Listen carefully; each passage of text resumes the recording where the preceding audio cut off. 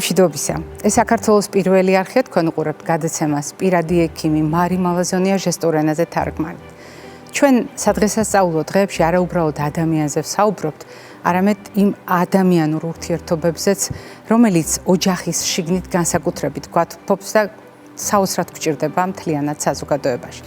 როდესაც სადღესასწაულო დღეებში ჩვენ ერთმანეთს ვესაუბრებით, ერთმანეთს ვუყურებთ, ერთმანეთს ვეფერებით, ერთმანეთს ჩვენს ტკივილს, წუხილს, სიხარულს უზიარებთ, ჩვენ ითვალისწინებთ ყოველთვის ტრადიციულ კომპონენტს და ტრადიციები ეს არის ჩვენი არსებობის განუყოფელი ნაწილი. რა არის ტრადიცია?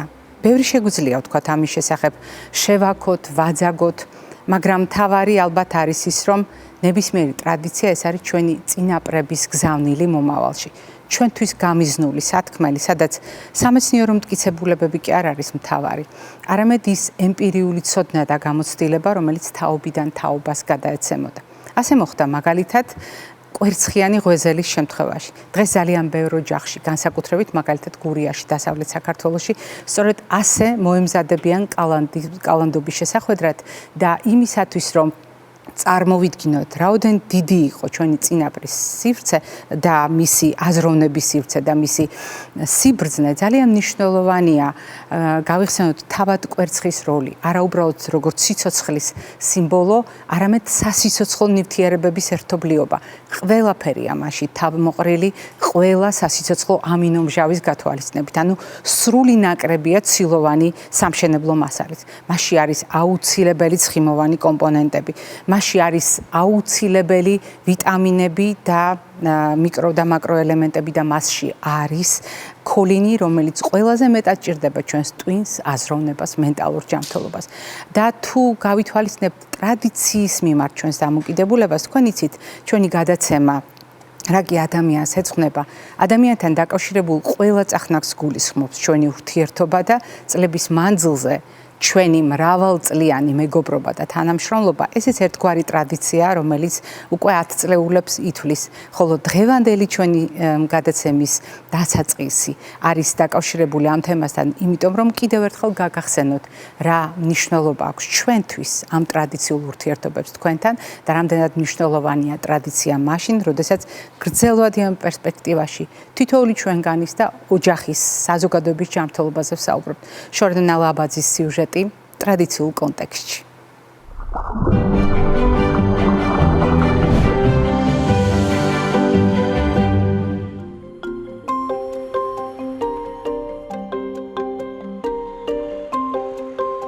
მე გახლავართ ზაზა ივანიძე, ახალციხის რაიონის სოფელი ღრელიდან.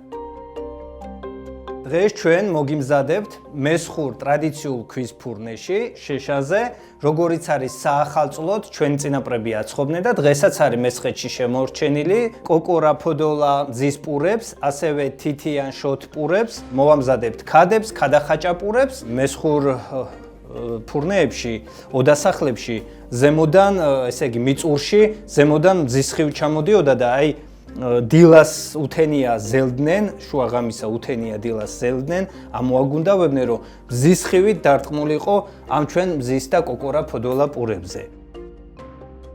ყველაფერი მე თვითონ მომყავს ადგილობრივი წითელი დოლის, ჩვენი ენდემი ხორბლების, როგორც არის დიკა, შავფხა და ასე შემდეგ.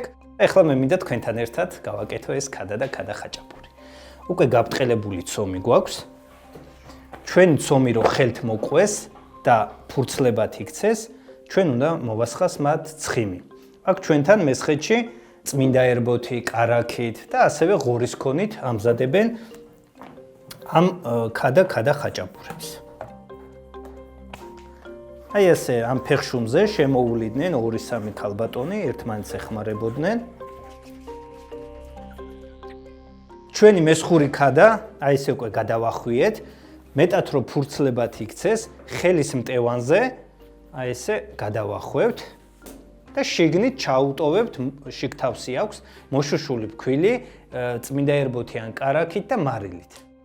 როგორც გითხარით, აი ესე ჩიტის ბუდის სებურს გავაკეთებთ.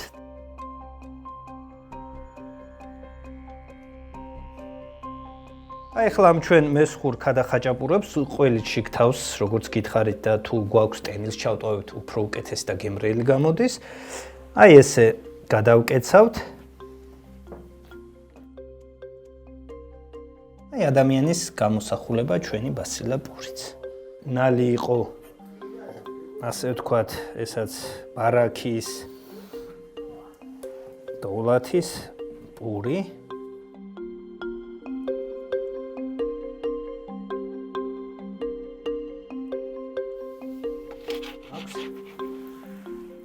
მესხურ ახალ წლის სუფრას ამშვენებდა მესხური ჰალვა. ჩვენთან მესხეთში ენდემური თუთის ხეები გვაქვს და აი თუთისგან მომზადებულ ბაქმაზით მოგიმზადოთ საახალწლო ჰალვა. ფქვილი, წმინდა ერბო და ბაქმაზი და წყალი, აგერ გუგუმში წყალი დუხს, როცა გავცივდებოდით, ხველება გქონდა, ბრონხების და ასეთი საშუალებებისთვის, სასუნთქი გზისთვის ძალიან კარგი არის. ძირითადად ხორბლის აღების დროს და ასეთი მძიმე სამუშაოების დროს, თიბის დროს მიქონდა სათიბში და ყანაში. ჰალვასთან ერთად ასევე ჩვენთან მესხეთში ბაქმაზის გოზინახს ამზადებენ, მინდა რომ ის მივიწყებული გავაკეთოთ. ახალი წელი მარტო ბავშვობაში კი არა, ეხლაც მიხარია, იმიტომ რომ ასეთი გემრიელობები არის. ფურნეში გამომცხვარი აგერ გოზინაყი და ჰალვა. ამაზე კაი რა უნდა იყოს სუფრაზე.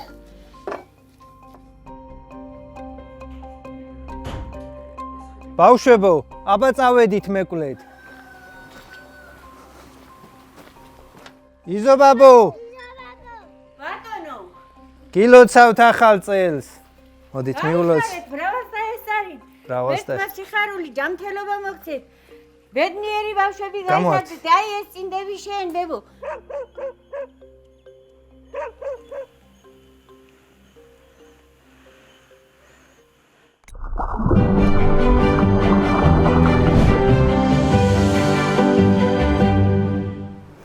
ჩვენი ყოველდღიური კვება რასაკვირველია ჩვენს ორგანიზმში მიმდინარე პროცესებზე აისახება. ძალიან ხშირად ვახსენებთ ხოლმე საკვებს, სიტყვა საკვებს და რატომღაც ავტომატურად ეს გაიგივებულია ჩვენ საზოგადოებაში უმრავლესობისთვის საჭმელთან, მყარ პროდუქტებთან. საკვები კრებითი სიტყვა, რომელიც აერთიანებს საჭმელსაც და სასმელსაც. და მიუხედავად ჩვენი წარმოდგენებისა, ორივე მათგანი, საჭმელიც და სასმელიც, გავლენას ახდენს ჩვენი ორგანიზმის შიგნით კვებით პროცესებზე. ანუ სინამდვილეში იმ ბიოქიმიურ რეაქციებზე, რომელიც გაუთავებლად მიმდინარეობს ჩვენს ორგანიზმში და რომელიც განსაზღვრავს, რამდენად წონასწორობაშია ჩვენი ორგანიზმი, ჩვენი ჯანმრთელობა და შესაბამისად გვაქვს თუ არა ამა თუ იმ პრობლემის რისკი. ეს ზოგადად, მაგრამ მაშინ, როდესაც უკვე გვაქვს ჯანმრთელობასთან დაკავშირებული პრობლემა, მაშინ, როდესაც უკვე ქრონიკული დაავადება ჩამოყალიბებულია, გასათვალისწინებელია ნებისმიერი ფაქტორის გავლენა ამ დაავადების მიმდინარეობაზე, ამ დაავადების გართულებაზე და ამ დაავადების მართვის შესაძლებლობებზე. შაქრიანი დიაბეტი გახლავთ ერთ-ერთი ასეთი ქრონიკული მდგომარეობა, რომელიც ყოველთვის აქტუალურია და თანამედროვე კაცობრიობის საკმაოდ დიდ ნაწილს ეხება.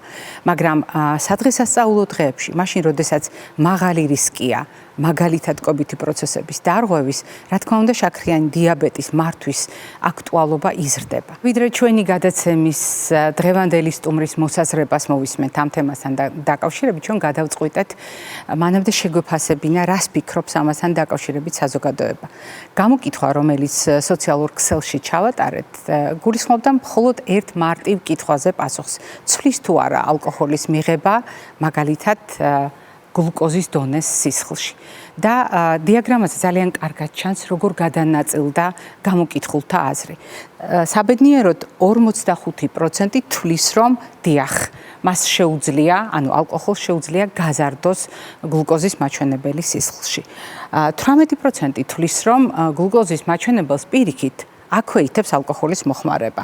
8% თვლის, რომ არ ახდენს გავლენას ალკოჰოლის მოხმარება გლუკოზის მაჩვენებელზე და ყველა დანარჩენი, ეს არის 29% 100-დან თვლის, რომ არ იცის ამის შესახებ.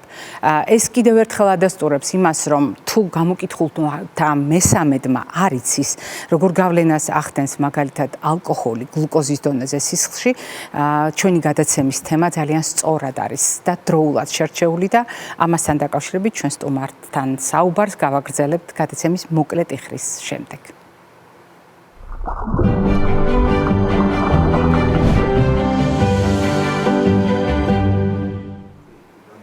ჩვენ არაერთხელ შევთანხმდით იმასთან დაკავშირებით, რომ დაავადება არ არის უბრალოდ დიაგნოზი. ხშირ შემთხვევაში ჩვენ საუბრობთ ცხოვრების წესზე და ცხოვრების წესის სხვადასხვა ფაქტორებზე, რომელიც აუცილებლად ახდენს გავლენას თავად დაავადების მიმდინარეობაზე, გართულებების რისკზე და ამ გართულებათა მართვის შესაძლებლობებს. დღეს ჩვენ თქვენს კითხვებს პასუხობთ და ვითვალისწინებთ იმ ინტერესს, რომელიც სადღესასწაულო დღეებში ძალიან ბევრ ადამიანს აქვს შაქრიანი დიაბეტისა და ალკოჰოლის ურთიერთობასთან დაკავშირებით. ეს ინტერესი სრულიად ბუნებრივია იმ ადამიანებში, ვისაც დიაგნოზი აქვს დასმული და ასევე საინტერესოა იმ ადამიანებისათვის ინფორმაციის მიწოდება, ვისი ოჯახის წევრიც შაქრიანი დიაბეტის დიაგნოზს ატარებს და სჭირდება მისი ურთიერთობა ალკოჰოლთან დაკავშირებით მაქსიმალურად მართოს. აი ამ ინფორმაციას, რა თქმა უნდა, თქვენ დარწმუნებული ვართ, ცდილობთ ეზიაროთ სოციალურ ქსელებში, მაგრამ ჩვენი გადაცემის ამოცანა არის აკადემიური, მტკიცებით მედიცინაზე დაფუძნებული ინფორმაცია მოგაწოდოთ და სრულიად ლოგიკურია, რომ დღევანდელი ჩვენი გადაცემის სტუმარი გახლავთ ჩვენი გადაცემის ძალიან დიდი ხნის მეგობარი, გულშემატკივარი, ჩვენთვის ძალიან სანდო სტუმარი და ექსპერტი, რომელიც არის თბილისის სახელმწიფო სამედიცინო უნივერსიტეტის ენდოკრინოლოგიის დეპარტამენტის პროფესორი ემერიტუსი, მედიცინის მეცნიერებათა დოქტორი, ექიმი ენდოკრინოლოგი ბატონი დავით მეტრეველი. დილამშვიდობისა ბატონ დავით, გილოცავთ შობას ახალ წელს, რა თქმა უნდა, ჯანმრთელობას და ღირსეულობას გისურვებთ. მოგესალმებით. მეც დიდი პატივისცემით და სიყვარულით ჩვენს აუდიტორიას პირადად თქვენ მიულოცავ ახალ წელს, უსურვებ წარმატებებს, ბედნიერ ცხოვრებას, ჩვენი ქვეყნის და საზოგადოების ერთიანობას და იმედი მაქვს, რომ მომავალი აი ეს წელი, ახალი დამდგარი წელი იქნება ნამდვილად წარმატებისა და ბედნიერების წელი. მე ყოველთვის ძალიან ვამაყობ ხოლმე იმ ფრაზით, რომელიც ახლა უნდა ვთქვა, თითოეულ ჩვენგანზე, ყველა ექიმის ბიოგრაფიაში არის განსაკუთრებით შთამბეჭდავი ეტაპი და მე ყოველთვის ამაყით ვამბობ, რომ ჩემი როგორც ექიმის პირველი ნაბიჯები თქვენ სკოლას უკავშირდება და თქვენს გარემოცვაში ჩემს ზრდა განვითარებას და ძალიან მიხარია ეს ფაქტი. თუმცა დღეს რაზედაც ჩვენ უნდა ვისაუბროთ, არ ვიცი რამდენად დაიტევს ყველა იმ ინფორმაციას, რასაც თქვენ გვასწავლიდით, მაგრამ და ასწავლით და უზიარებთ კოლეგებს. თუმცა ძალიან საინტერესოა ის ინტერესი, რომელიც უпростоრად დამოკიდებულება, რომელიც საზოგადოებას აქვს შაქრიანი დიაბეტის შემთხვევაში ალკოჰოლზე ყურადღების გამახვილების ჭრილში და ჩვენ წინასწარ მოვემზადეთ და აი ასეთი გამოკითხვა ჩატარდა ბატონ დავით. გამოკითხვა, რომელმაც აჩვენა, რომ საზოგადოების 45% გამოკითხულთა 45% თვლის, რომ ალკოჰოლს შეუძლია გაზარდოს გლუკოზის მაჩვენებელი სისხლში. აქვე ითებს 18% თვლის, რომ აქვე ითებს დონეს გლუკოზისას. ძალიან საინტერესოა, რომ მხოლოდ 8% თვლის, რომ არ ცვლის, ხოლო არ იცის 29%-მა. ანუ გამოკითხულთა თითქმის მესამედმა არ იცის, რა გავლენას ახდენს ალკოჰოლი გლუკოზაზე. რა გავლენას ახდენს გლუკოზის მაჩვენებელზე და არის თუ არა საყურადღებო ეს ცოდნა? ძალიან მნიშვნელოვანია, რადგანაც თვითონ ალკოჰოლს საკმაოდ დიდი საგრძნობი ადგილი უკავია ყოფა ცხოვრებაში. და ადამიანების გარკვეული ნაწილი მართალია კატეგორიულად უარყოფს ალკოჰოლის გამოყენებას, მაგრამ საგრძნობი ნაწილი ზომიერების დაცვა რომ უჭირს აი ასეთი კატეგორია. რა თქმა უნდა, ალკოჰოლის ზეგავლენა ყოველთვის ძალიან საინტერესოა, მაგრამ კონკრეტულად შაქრიანი დიაბეტის დროს აქ რამდენიმე ძალიან სერიოზული თემა შეიძლება წამოიჭრას. რაც შეეხება პირდაპირ პასუხს თქვენ კითხვაზე, ყველაფერი დამოკიდებული არის მიღებული ალკოჰოლის რაოდენობაზე, მიღებული ალკოჰოლის რაობაზე, იმიტომ რომ თუ არის დამტკბარი ტკბილი სასმელი ალკოჰოლური ცხადია, რომ იქ არ გაგვიკვირდება, რომ სისხლში გლუკოზის დონე მოიმატოს. და ბევრი რამე დამოკიდებული არის ადამიანის ჯანმრთელობის მდგომარეობაზე. აქედან გამომდინარე, დიახ, არის შემთხვევები, როდესაც ალკოჰოლის მიღების შემდეგ სისხლში გლუკოზის რაოდენობა მატულობს, მაგრამ ალკოჰოლის მიღების შემდეგ გლუკოზის რაოდენობის მკვეთრი დაქვეითება ხშირად შეიძლება ძალიან ძიმე მდგომარეობის გამომწვევი აღმოჩნდეს და ჰიპოგლიკემიურ კომამდეც კი მივიდეს ადამიანი, მაგრამ ეს ასე არ ხდება, რომ დალია ალკოჰოლი და შაქარი გლუკოზა დაქვეითდა. აქ როგორც წესი არის კომბინირებული მოქმედება საკუთრივ ალკოჰოლისა ორგანიზმზე, მათ შორის უპირველეს ყოვლისა ღვიძლზე, მაგრამ დიაბეტის მქონე ადამიანი ხომ როგორც წესი უხშირესად მედიკამენტურ მკურნალობას იტარებს და ამ მედიკამენტების მოქმედებიდან გამომდინარე ხდება სუმაცია, შეჯერება, შეჯამება ამ მოქმედების და დიახაც თუ გარკვეული წესები არ დაიცვა ადამიანმა შაქრიანი დიაბეტის დროს, როდესაც მედიკამენტური მკურნალობა ტარდება დიაბეტის საწინააღმდეგო და ალკოჰოლის მიღების დროს რაღაც გარკვეული სიფრთხილე არ გამოიჩინა, შეიძლება ძალიან ძიმედ დაქვეითდეს სისხლში გლუკოზის დონე. აქედან გამომდინარე, საყოველთაოდ ცნობილია, ალკოჰოლის გამოყენების დროს შაქრიანი დიაბეტის შემთხვევაში შეიძლება სისხლში გლუკოზის დონე გაიზარდოს, შესაძლებელია დაქვეითდეს და შესაძლებელია დაქვეითდეს ძალიან კვეთრად კრიტიკულ ზღურს ქვემოთ.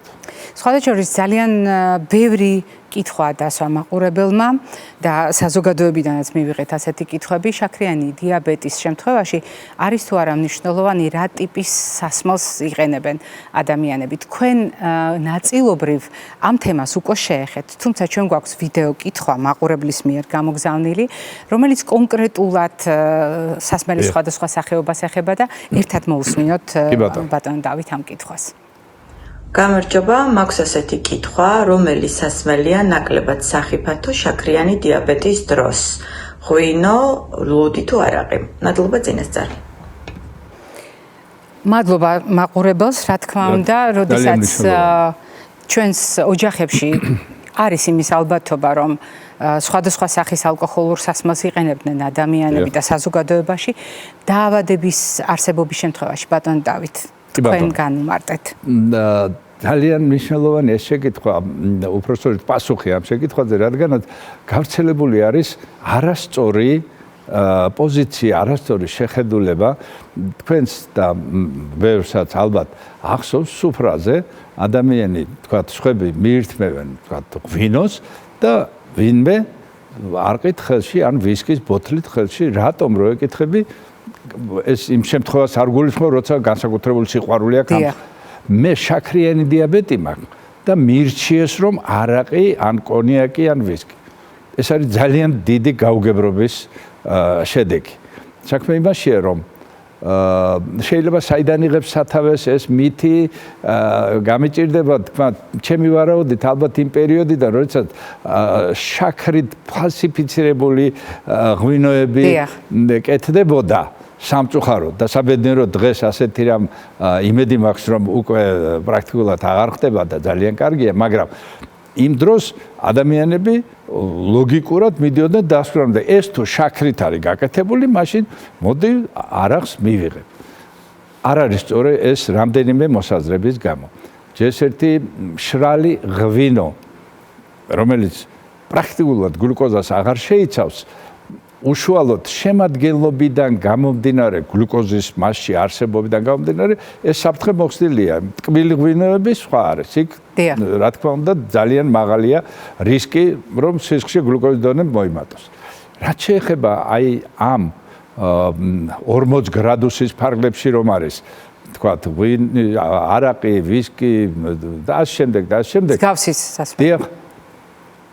ისინი აზიანებენ ბევრ ისეთ სისტემებს, მათ შორის ღვიძლის ფუნქციაზე უარყოფითად მოქმედებენ. ზოგადად ინსულინის სეკრეციის მხრივაც პრობლემებს ქმნიან ეს მაღალი კონცენტრაციის სასმელები და ამიტომ უნდა როგორმე გავანეიტრალოთ. საზოგადოებამ უნდა დაიმახსოვროს, რომ დიაბეტის დროს არყის ბრენდის, ვისკის დალევა ეს არ გახლავთ გამოსავალი. და არც უსაფრთხო არჩევანი. აპირიქით სახიფათო უფრო მეტად არის. ლუდთან დაკავშირებით ბატონ დავით. ლუდთან დაკავშირებით აქ მხოლოდ ალკოჰოლის შემცველობაზე არ არის საუბარი, რადგანაც მასში ბევრი კომპონენტები შედის, მათ შორის ნახშირწყლები, რომელიც ასევე სისხლში გლუკოზის დონის მომატების მიზეზი შეიძლება გახდეს, გარდა იმისა, რომ კალორიულია და ის კიდე ცალკე დამატებით პრობლემა. თუმცა კალორია არც ერთ ალკოჰოლურ სასმელს არ აკლია, როგორც მოიხსენებათ, მაგრამ ლუდში ეს საკითხი დგას. ამიტომ აქაც სიფრთხილე აუცილებელია და არ არის ის გამოსავალი, რომ ეს რამდენიც მინდა იმდენს დავლე. ბატონ დავით, თქვენ ძალიან ამომწურავად უპასუხეთ პრაქტიკულად საზოგადოების იმ ნაწილს, რომელიც სოციალურ ქსელში დაინტერესებული იყო ამ საკითხებით და კონკრეტულად მართალია ერთი კითხვა დასვა ერთმა მაყურებელმა, მაგრამ ჩვენ ძალიან კარგად გვესმის, რომ ანალოგიური კითხვით დაინტერესებული ძალიან დიდი ნაწილია საზოგადოების, ანუ პრაქტიკულად საკმაოდ დიდ ნაწილს საზოგადოებისა ვუპასუხეთ. თუმცა არის ერთი მდგომარეობა, რომელიც ახლა ჩემს კითხვაში იქნება და მხოლოდ ალკოჰოლს არ ეხება. სადღესასწაულო დღეები ეს ბევრი ადამიანისთვის არის შეცვლილი რეჟიმი, შეცვლილი კვება, რომელიც საჭმელ სასმელის არა ზომიერ მოხმარებას უკავშირდება, არა ჯანსაღარჩევანს უკავშირდება. მოდით ვთქვათ, რომ ადამიანებისათვის ასეთი წონასწორობიდან გამოსვლა ხანდახან ფიზიოლოგიურადაც კი ორგანიზმთან მიმართებაში, თანამედროვე ნუტრიციაში მაგალითად თქვენ ძალიან კარგად მოგეხსენებათ, არის განტვირთვითი და დატვირთვითი ტრენირება მეტაბოლური სისტემის. მაგრამ არა თვეების განმავლობაში ტრენირება, რომელიც მეტაბოლურ სტრესად ექცევა მერე ორგანიზმს. ამიტომ აქ, როდესაც თქვენ შაქრიან დიაბეტთან დაკავშირებით უნდა უპასუხოთ კითხვას, მე მაქვს სრულიად ბუნებრივი კითხვა, რომელიც ამ შემთხვევაში წონასწორობიდან გამოსულ შაქრიან დიაბეტს უკავშირდება. სადღესასწაულო დატვირთვა არის საკმაოდ სერიოზული გამოცდა ორგანიზმისთვის, პრაქტიკულად ჯანმრთელი ორგანიზმისთვის, განსაკუთრებით შაქრიანი დიაბეტის შემთხვევაში და ვისაც აქვს ეს დიაგნოზი, რას უნდა მიაქციოს ყურადღება, როდესაც აი ძველი ახალწელსაც შეხვდებიან და მე იმედი მაქვს აუცილებლად დაიწყებენ, მაშინ მაინც გააკონტროლებენ საკუთარ ჯანმრთელობას და განსაკუთრებით გლიკემიის მაჩვენებელს სისხლში. კი ბატონო, დიდი მადლობა ასეთი ძალიან პრაქტიკული შეკითხვისათვის, რადგანაც ის რაც დღეს რეკომენდაციებში შეგვიძლია წავიკითხოთ, რომ აი შესაძლებელია აი არა უმეტეს, თქვათ რაღაც რაოდენობა და მითითებულია იქ, თქვათ ვისკი და ამ შემდეგ და ამ შემდეგ. ეს ყველაფერი შეეხება კომპენსირებული დიაბეტი ვისაც აქვს. ანუ კარგად მოწესრიგებული დიაბეტის ფონზე შესაძლებელია ადამიანმა გარისკოს და მიიღოს რაღაცა რაოდენობის საკვები და თუ გნებათ ეხლავე შეგვიძლია დავასახელოთ ეს არაუმეტეს 360-350 მილილიტრი ლუდისა. სხვა შორის აქვე უნდა ითქვას ერთი რამ.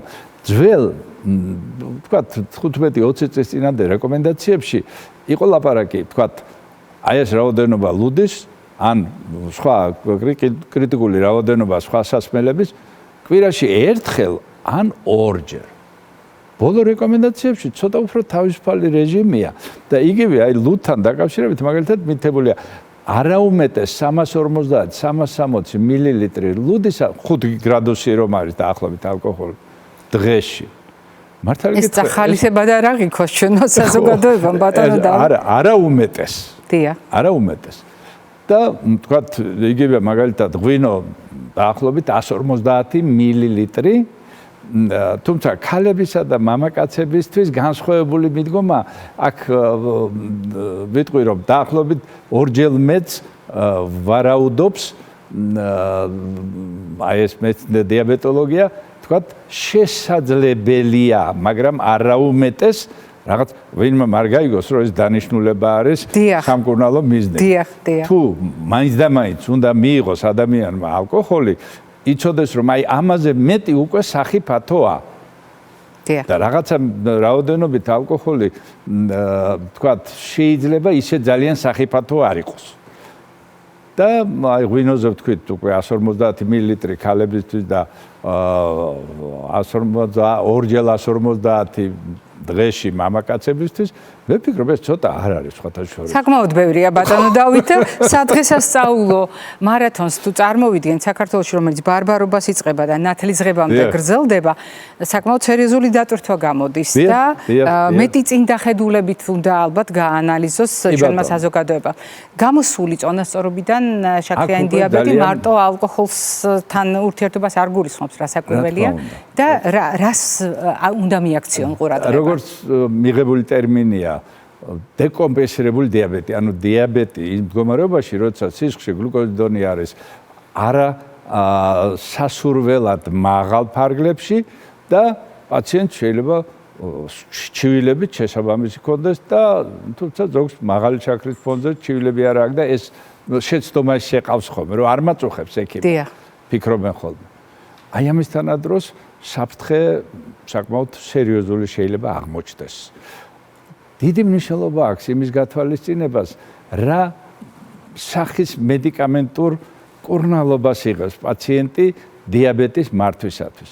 მაგრამ ნებისმიერი ის პრეპარატი, რომელიც სისხლში გლუკოზის დონეს დამაქვეითებელი ეფექტით ხასიათდება, ეს შეიძლება იყოს ინსულინის პრეპარატი, შეიძლება იყოს აი ტაბლეტი სულფონიშარდოვანას რომ ეძახიან სამედიცინო ენაზე, ანუ ჯგუფი ის რომელიც სისხლის გლუკოზის დონის დაქვეითებისათვის მრავალი წლის ათეული წლის განმავლობაში გამოიყენება და შეიძლება ახლა ცოტა ნაკლები, იმიტომ რომ ძალიან ბევრი ახალი პრეპარატები გამოჩნდა. მაგალითად, ეგრეთ წოდებული ბიგუანიდები აქ კიდე დამატებითი საფრთხეებია და ამიტომ პირველი რაც პაციენტმა უნდა გაითვალისწინოს აი ამ ზომიერად მიჩნეული რაოდენობა გამართლებული შეიძლება გაბედოს ადამიანმა მიიღოს კომპენსირებული დიაბეტის დროს, მაგრამ დეკომპენსირებული დიაბეტის დროს ეს საფრთხე ძალიან მნიშვნელოვნად იზრდება. და ასეთი თამამები არ უნდა იყვნენ ასეთ შემთხვევაში. სამწუხაროდ ძალიან ბევრი უთამამდება. და ამას აქვს თავისი გამოძახილი უკვე სადღესასწაულო დღეების შემდეგ. მე იმედი მაქვს ბატონ დავით, ყველა თქვენს რეკომენდაციას კეთილსინდისიერად გაითვალისწინებენ. არ წაახალისებენ არც საკუთარ თავს და არც ოჯახის წევრებს იმისათვის, რომ ალკოჰოლით დატვირთონ და პრობლემები შეუქმნან საკუთარ ორგანიზმს, განსაკუთრებით შაქრიანი დიაბეტის შემთხვევაში. თქვენ გეტყვით ძალიან დიდ მადლობას მრავალწლიანი მეგობრობისთვის, თანამშრომლობისთვის, დღევანდელი სტუმრობისთვის. მაყურებელს შევახსენებთ, დღევანდელი ჩვენი გადაცემის სტუმარი გახდა თბილისის სახელმწიფო სამედიცინო უნივერსიტეტის ენდოკრინოლოგიის მიმართულების პროფესორი ემერიტუსი, მედიცინის მეცნიერებათა დოქტორი, ექიმი ენდოკრინოლოგი ბატონი დავით მეტრეველი. მე ჯერ არ გემშვიდობებით, წინ კვებითი შუქნიშანი გველოდება.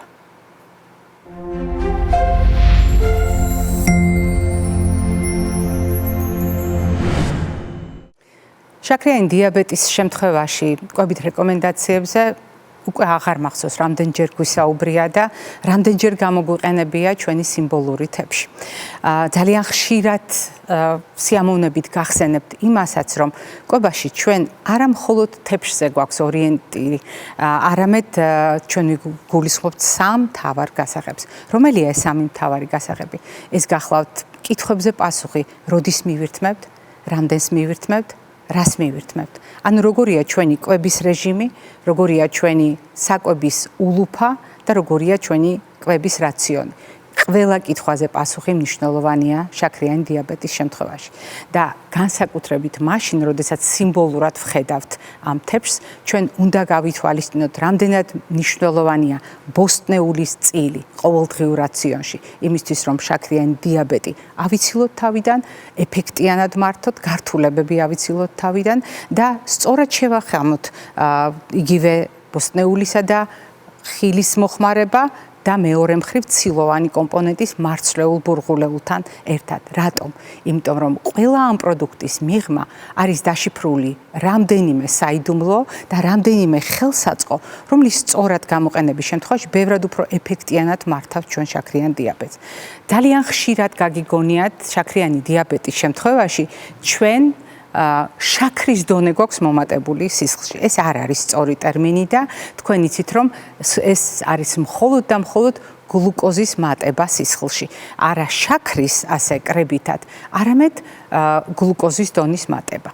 ყოველდღიურ საუბარშიც ძალიან ხშირად ვიყენებთ სიტყვა შაქარს და ბიოქიმიური თვალსაზრისითაც კი თქვენ წარმოიდგინეთ, ეს ტერმინი გამართლებულია. მხოლოდ იმ შემთხვევაში, თუ გავიაზრებთ, რა იგულისხმება შაქრების მიღმა.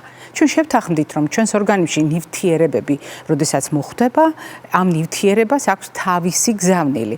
არის ნივთიერებები, რომელთაც ქიმიური სტრუქტურა და ბიოქიმიური აქტივობა, ბიოლოგიური აქტივობა შემოაქვს ჩვენს ორგანიზმში, რა თქმა უნდა, საცოცხლოდ მნიშვნელოვანი, თუმცა არის პროდუქტები, უბრალოდ ნივთიერებები, რომელთა დამსახურებით ჩვენს ორგანიზმში ენერგიაც ხვდება.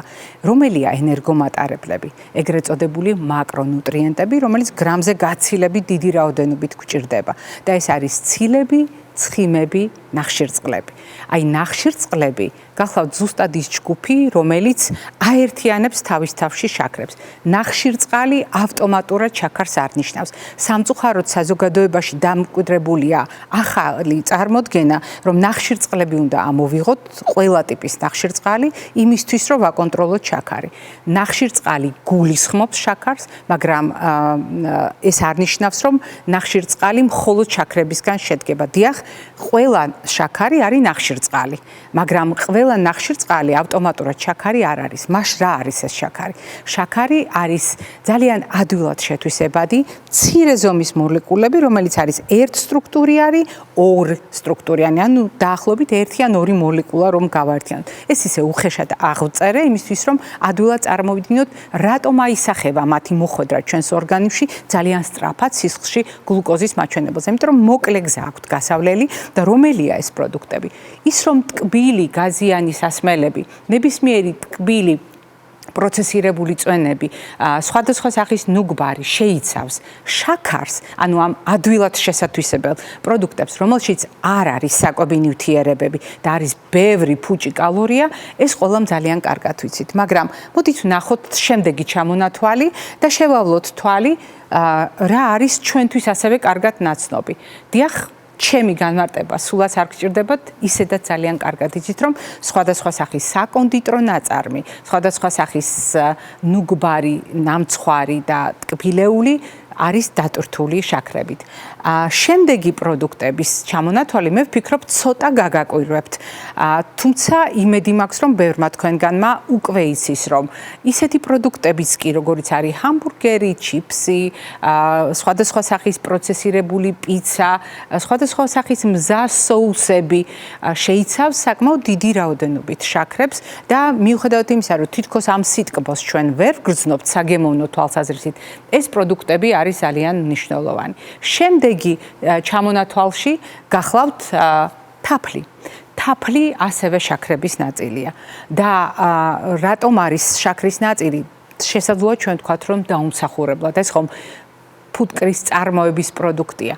მოდით ვთქვათ, კეთილსინდისიერი წარმოების შემთხვევაში, იმიტომ რომ ძალიან ხშირად ეს არის, შეიძლება იყოს ანტიბიოტიკების არარაციონალური გამოყენების სივრცე, შეიძლება იყოს დამწვარი შაქრის ან შაქრის სიროფის გამოყენების სივრცე, ეს ცალკეა პროდუქტის ხარისხთან დაკავშირებული. მაგრამ ბუნებრივი ნატურალური თაფლის კი განიხილება როგორც შაქარი და როგორც დამატებული შაქარი. ამას აქვს არსებითი მნიშვნელობა, იმიტომ რომ ჩვენ მოგვიანებით ცოტა განსხვავებულ შაქარზეც ვისაუბრებთ. შემდეგი ჩამონათვალი გახლავთ ზუსტად ის ბუნებრივად პროდუქტებში არსებული შაქარი, რომელიც არის ასევე ადვილად შესათვისებელი გლუკოზა, ფრუქტოზა, მაგრამ გაფანტულია მაგალითად გამომშრალ ჩირში, რომელიც ძალიან ტკბილი და მაღალკალორიული პროდუქტია, არის ჩურჩხელაში. როდესაც ჩვენ საუბრობთ გამომშრალ პროდუქტებზე, უნდა ვივარაუდოთ, რომ ნატურალურ პროდუქტებში არსებული შაქარი, რომელიც ჩართულია ამ პროდუქტების შემადგენლობაში, მათ სტრუქტურაშია, განსხვავდება უბრალოდ მექანიკურად დამატებული შაქრისგან, მაგალითად, თავად თაფლისგანაც კი. მაგრამ მიუხედავად ამისა, მათი გათვალისწინება ჩვენ გვჭირდება გამოშრობის დროს, როდესაც წონის ერთეულში მათი რაოდენობა ბევრად უფრო მეტია ვიდრე ნედლ პროდუქტებში. კიდევ ერთი ძალიან მნიშვნელოვანი საკითხი გახლავთ რძის ნაწარმი. თქვენ ფიქრობთ, რომ რაღაც გვეშლება, მაგრამ ვინც ცოტა უფრო დეტალურად სწავლობს ხოლმე საკუთარ ჯანმრთელობასთან დაკავშირებულ საკითხებს, აუცილებლად დამეთანხმება ლაქტოზა არის რძის ნაწარმის შემადგენლობაში. ლაქტოზა კი თავის მხრივ გახლავთ რძის შაქარი. ასე ჰქვია მას.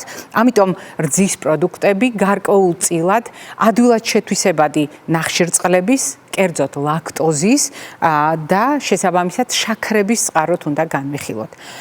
როდესაც ჩვენ ვლაპარაკობთ საკუთრივ შაქრის ფხვნილზე, რა თქმა უნდა, ჩვენ კვლავ ვსაუბრობთ დამატებულ შაქარზე, მაგრამ გასათვალისწინებელია, რატომ განვიხილავთ მას საგანგებოდ ყველა თემასთან მიმართებაში და რატომ არის მნიშვნელოვანი ამ პროდუქტის შესახებ ცოდნა გაიზიაროს ყველა ასაკობრივმა ჯგუფმა სქესობრივი თავისებურების მიუხედავად.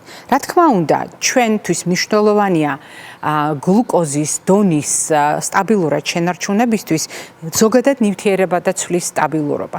და ყველა ის პროდუქტი, რომელიც უკიდურესად პროცესირებულია, დატვირთულია სხვადასხვა სახის ტრანსცხიმით, არ არის დატვირთული სასარგებლო ნივთიერებებით და პირიქით ფუჭი კალორიებით სავსეა, ქმნის რისკს ანთებითი პროცესების განვითარებისთვის და ეს ქმნის ძალიან კარგ წინაპირობას შაქრიანი დიაბეტის ჩამოყალიბებისა და შაქრიანი დიაბეტის არსებული ვერსიის შემთხვევაში გართულებების განვითარებისათვის.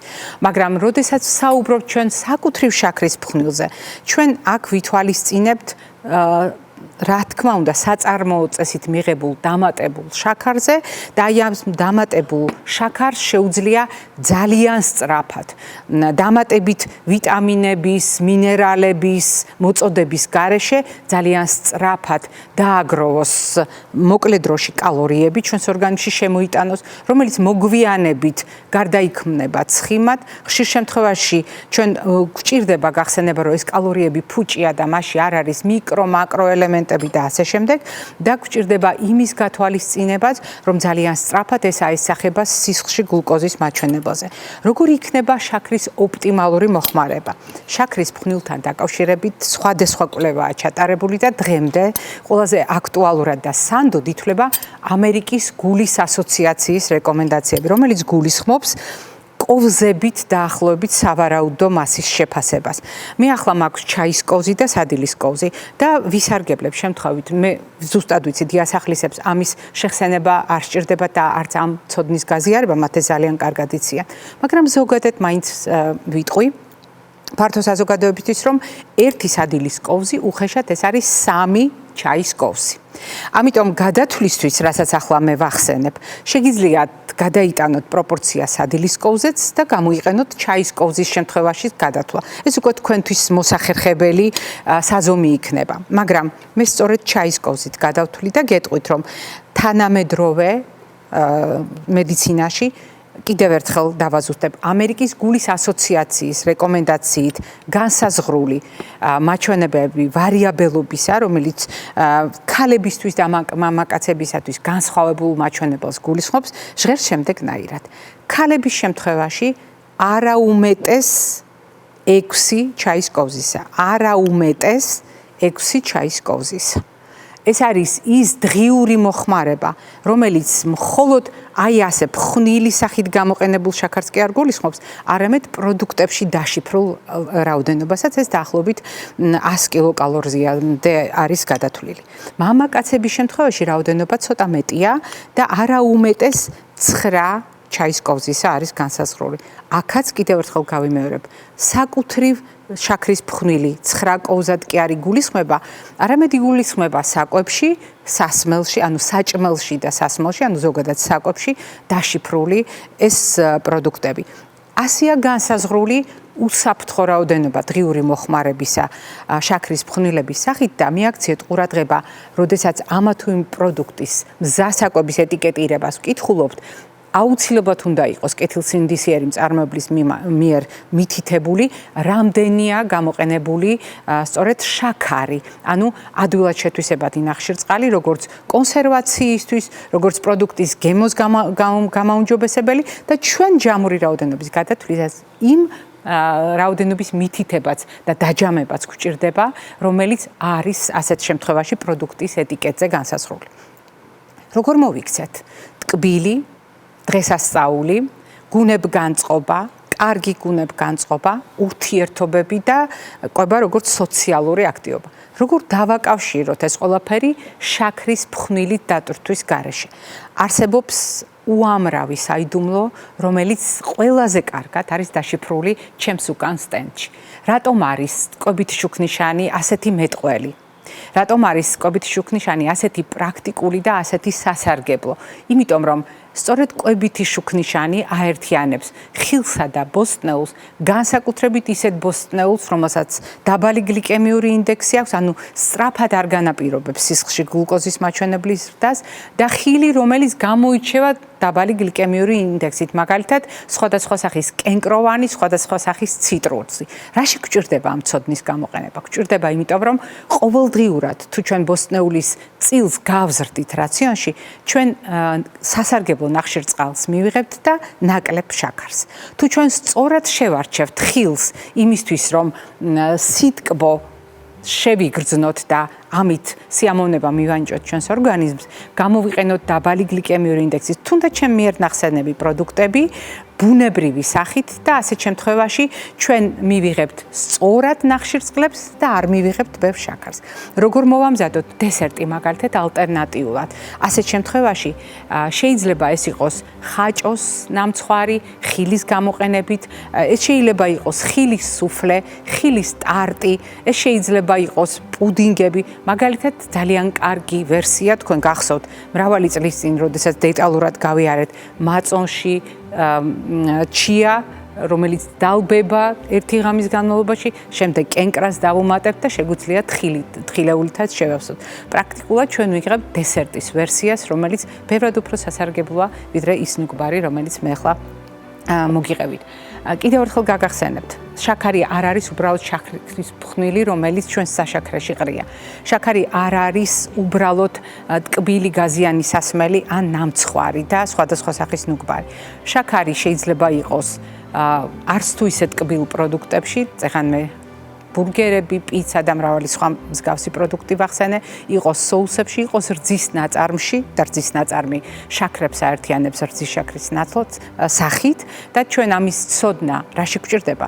გვეხმარება იმაში, რომ ნახშირწყლებზე კი არ ვთქვა თუ არის და მექანიკურად ყველა ნახშირწყალი კი არ შევზღუდოთ, არამედ მივიღოთ ნახშირწყლები ჩვენი ორგანიზმის საჭიროების შესაბამისად ცილებთან და ცხიმებთან წონასწორობაში, შესაბამისი ბალანსით, თუმცა მინიმუმამდე შევამციროთ ფუჭი კალორიების და შესაბამისად საკვები ნივთიერებებით ღარიბი შაქრების მოხმარება. ეს იყო დღევანდელი ჩვენი რეკომენდაციები. მე გაგახსენებთ, რომ დღესაღამოს კალანდა შემობრძანდება ჩვენს ოჯახებში ძველი ახალი წლის ტრადიციის შესაბამისად მე დამდეგს გილოცავთ და ჯანმრთელობას, დღეგრძელობას გისურვებთ.